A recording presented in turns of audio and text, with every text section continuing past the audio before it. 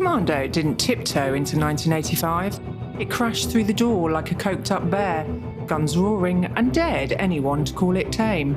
Released by 20th Century Fox in 1985 in the US, it's a film that doesn't care a fluff about your three-act structure or your Oscar weepies. It's here to sling bullets, one-liners, and chaos like a toddler loose in a china shop. In 2025, with cinema drowning in mopey superhero origin tales and CGI slogs that need a director's cut to explain their own trailers, Commando is a mullet-free rebellion, a shameless high-octane riot that doesn't give two hoots if you've got a notepad for its themes. It wasn't made for stuffy film studies numpties or BAFTA bores. It's built to blow stuff up, pin your eyes to the screen, and leave you chuckling at its sheer unscripted madness. Nearly 40 years on, it's still got more juice than a Tropicana factory, raking in $57.5 million worldwide, while today's overblown epics flop harder than a lead balloon at a kite festival. In an age where films over-explain every frame like a teacher's pet on a sugar high, Commando's forget it, let's destroy the lot spirit is a wild FU in the face of po-faced cinema. A reminder that action used to kick down the doors, not apologise for the noise.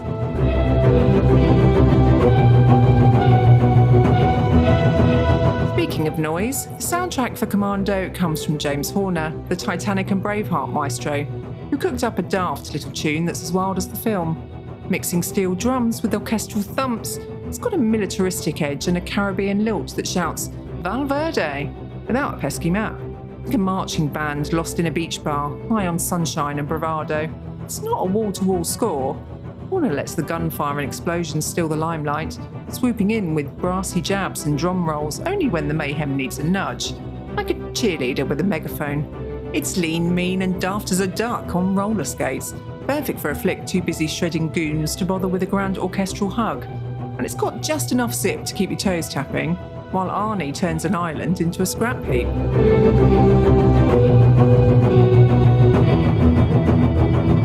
Cobbled together on a measly $10 million budget, or what Spielberg spends on lens flares, Commando was a lean, mean chaos machine that laughed at the idea of pre-production meetings. Director MarkLLester, a B-movie maestro who churned out Class of 1984 and Firestarter, shot it in a frantic 10-plus weeks, turning Los Angeles into his personal action figure playground. No CGI trickery, just real dirt, real sweat, and enough pyrotechnics to make a Bond villain green with envy. The script, hashed out by Stephen E. D'Souza after Jeff Loeb and Matthew Wiseman took a stab, was a revolving door of rewrites. Schwarzenegger, still buzzing from the Terminator in 1984, waltzed in and demanded less chatter, more explosions. Because who needs a monologue when you've got a torso like a tank? 20th Century Fox, sniffing Arnie's box office clout, tossed cash at it. And the crew, stunt wizard Bernie E. Dobbins and effect guru John Milius in tow, went full practical. Real bangs, real crashes, real gunfire. No pixelated shortcuts. This was action when it was a scrappy street fight, not a studio snooze fest. Fast, cheap, and loud enough to wake the neighbours, their dog, and the postman 2 streets over.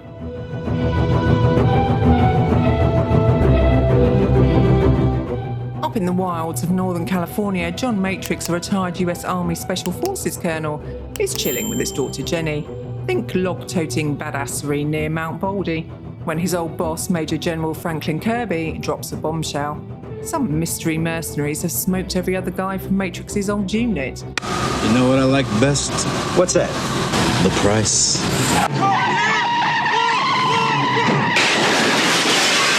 Cue the chaos. A pack of these goons storm his mountain hideout, trank him, and snag Jenny. Leading the charge is Bennett. A psycho ex-teammate Matrix got booted for being too stab-happy, now faking his death and itching for payback. They haul Matrix to Arias, a washed-up South American dictator he once dethroned in Val Verde, who wants to stage a coup, which is a midlife crisis with extra steps. Arias slaps a blackmail deal on him, kill Val Verde's new leader to reinstall Arias or Jenny's toast. It'll give everyone a little more time with your daughter. You're a funny guy, Sully. I like you. That's why I'm going to kill you last. Matrix snaps Henrique's neck, and for some reason 80s necks always seem to have some sort of brittle bone disease, and bails off the DC-10 as it lifts off, landing in a swamp with a stunt rig.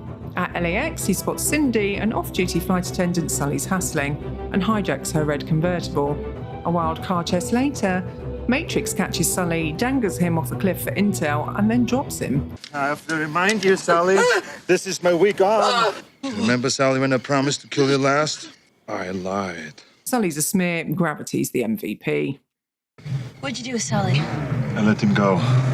Finding Cook, a beefy ex-Green Beret, on Aris's payroll. They brawl, Matrix impales Cook on a table leg. Messy but effective. Cook croaks, but Matrix finds a lead. Where are we going? Shopping. They then gear up at Surplus City, a real Sun Valley surplus shop stuffed with goodies, grabbing a small arsenal and enough ammo to stage an actual coup in Val Verde. Cops nab him mid-raid, but Cindy springs him.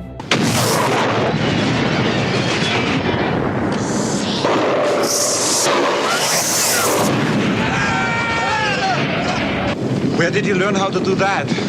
I read the instructions. They swipe a seaplane from an Arias-controlled marina. Cindy somehow flies the damn thing and smash down off his Santa Barbara Island hideout. Matrix storms the villa, shredding Aris's army. 81 kills, a proper gore fest.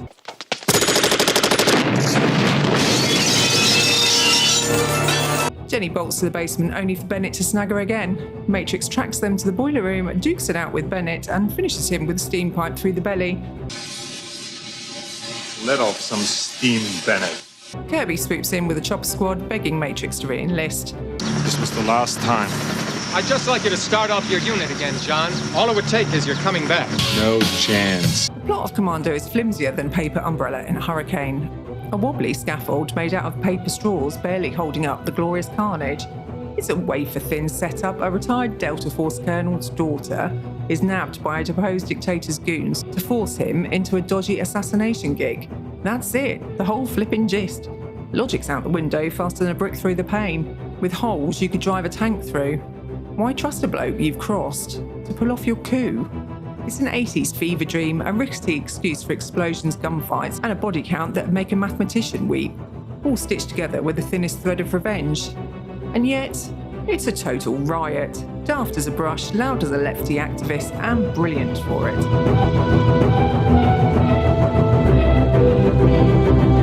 Arnold Schwarzenegger's John Matrix, a 6'2" Austrian beef slab with an accent thicker than a Terminator soundtrack, barking lines like a malfunctioning cyborg. Fresh off The Terminator, he's a one-man wrecking ball who'd make a steamroller look dainty. And Arnie is in fantastic shape in this movie. Wrong. I'll be back, Bennett. I eat green berets for breakfast. And right now, I'm very hungry. Alyssa Milano, a spry 12-year-old during filming, plays Jenny Matrix, all wide eyes and louder shrieks, holding her ground as the nabbed kid without turning into a weepy damsel. She's got a little bit of something about her, if you can put up with the screaming. Ray Dawn Chong's Cindy, a flight attendant roped into the madness, flips from "what the fluff" to "here's a rocket launcher" with a smirk sharper than a chef's best knife, blasting her way in like she's ready to hijack a holiday jet. These guys eat too much red meat. I can't believe this macho bullshit. Vernon Wells is Bennett, the chainmail-shirted psycho villain channeling his inner Freddie Mercury, and Queen, a disgraced ex-soldier with an Aussie snarl and a stare nuttier than a squirrel's kitchen, masticating scenery like it's a 3-course meal. I can beat you. I don't need the gun, John. I can beat you.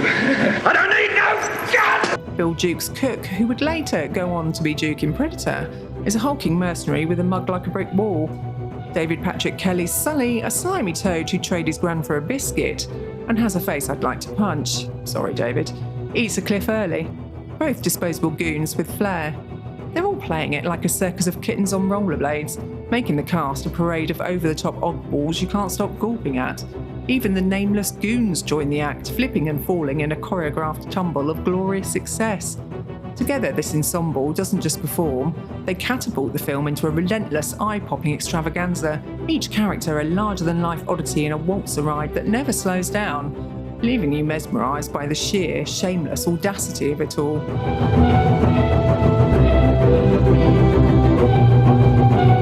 Commando takes the mickey out of hypermasculinity. This theme is further expanded in Predator, with the first half hour being all explosions and one-liners, in, of course, Val Verde. Matrix's daft stunts, like hefting a phone booth or racking up all those kills, are so over the top you'd snigger if you weren't too busy grinning. a walking send-up of tough guy nonsense with a death toll to match. It's drenched in 1985 Cold War jitters. Val Verde's a sweaty stand-in for any dodgy regime the Yanks wanted to flatten, with Matrix as Uncle Sam's ultimate fixer. A Reagan-era daydream in combat boots blasting foreign messes into next Tuesday. It's not subtle, freedom's a gun, not a vote, and the film's too tired from smashing stuff to deliver a lecture. It's a snapshot of an era when heroes were invincible meat tanks, not depressive emo boys with a diary full of woes, and it leans so hard into the excess it's practically a spoof. Only it's too busy grabbing another gun to wink at the camera. The lunacy's the charm, cheeky nod to the 80s macho mania that ruled the reels.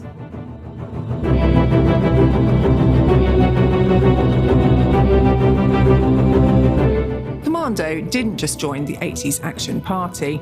It gatecrashed it, set the mould for the lone hero versus army trope, and left Die Hard and Lethal Weapon scrambling to keep up, paving the way for every grizzled chap from Stallone to Neeson to turn baddies into confetti like a human paper shredder.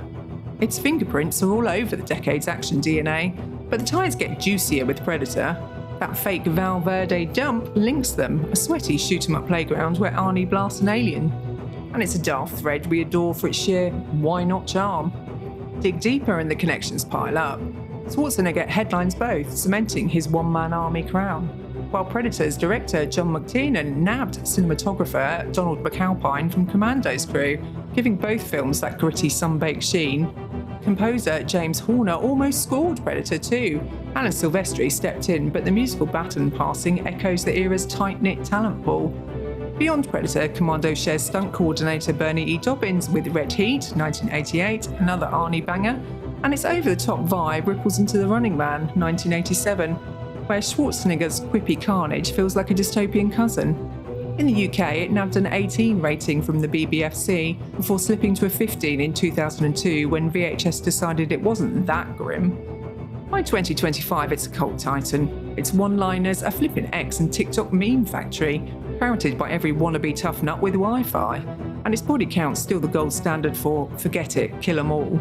Excess that today's PG-13 pap wouldn't touch with a 10-foot pole. It's a fossil of when action films didn't faff about with depth or apologies, just pure daft thrills. And it's still got more fans than half the dreary reboots clogging streaming. Commando's the granddad of not giving a fluff, still smirking at the competition. So in 2025, with cinema bogged down by convoluted franchises and reboots that think they're Citizen Kane with capes, Commando is a screaming mullet-free standout. A lean, mean, 90-minute rampage that doesn't waste a frame on soul-searching or daft cinematic universe guff. It's not sophisticated or subtle. It's Schwarzenegger at peak I'll snap your neck and not blink, driving a plot that's just a flimsy excuse to turn bad guys into mince. And it's brilliant for it. Nearly 4 decades on, it's still buzzing louder than a seismograph mid-quake, outpacing the CGI-drenched snore-fest that overcomplicate everything with dreary stakes and endless setup. Commando doesn't care if you're keeping up, it's too busy reloading like a nail gun at a construction site. It knows its lane, pure unadulterated chaos, and owns it like a tourist owns a selfie stick.